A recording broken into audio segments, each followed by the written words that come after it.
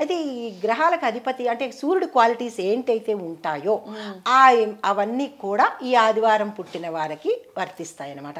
అయితే ఈ ఆదివారము 1వ తారీఖు అయితే ఇంకా విశేషంగా ఉంటుంది. ఆదివారము ఇందాక మీరన్నట్టు సూర్యోదయ సమయం అయితే ఇంకా విశిష్టత అనమాట. అసలు బ్రహ్మాండం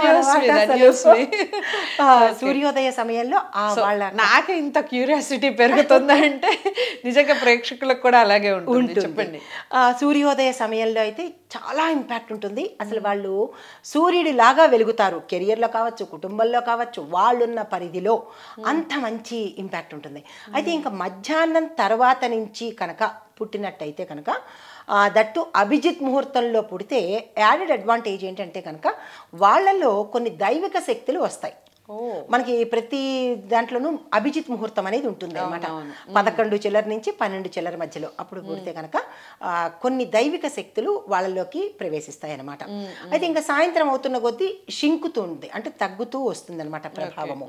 అయితే వీళ్ళ గుణగణాలు ఎలా ఉంటాయనేది చూద్దాం. ముందుగా సూర్యుడిలాగా తేజస్సుగా ఉంటారు. తర్వాత నాయకత్వ లక్షణాలు ఉంటాయి. ఎట్లాంటి గ్రూపునైనా సరే వీళ్ళు పర్ఫెక్ట్గా లీడ్ చేయగలుగుతారు. వాళ్ళని ఒక దారిలోకి వంచగలుగుతారనమాట. అంటే ఒక్కొక్కలాగా వెళ్ళిపోతున్న వాళ్ళని తీసుకొచ్చి ఒక పరిధిలో చీమలు ఎలా వెళ్తాయి అట్లా పర్ఫెక్ట్గా తీసుకుని వెళ్ళే అవకాశాలు ఉంటాయన్నమాట.